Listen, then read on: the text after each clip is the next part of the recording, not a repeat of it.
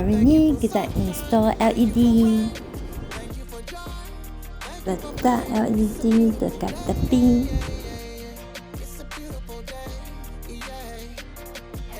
Selepas selesai, potongkan hujungnya.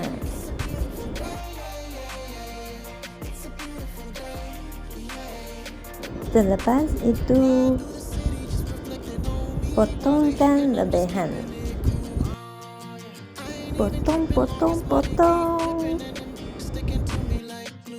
Okey. Keluarkan tab putih dan masukkan LED dalam frame.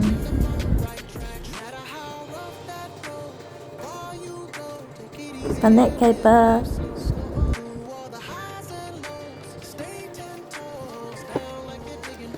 Oh, sekarang testing.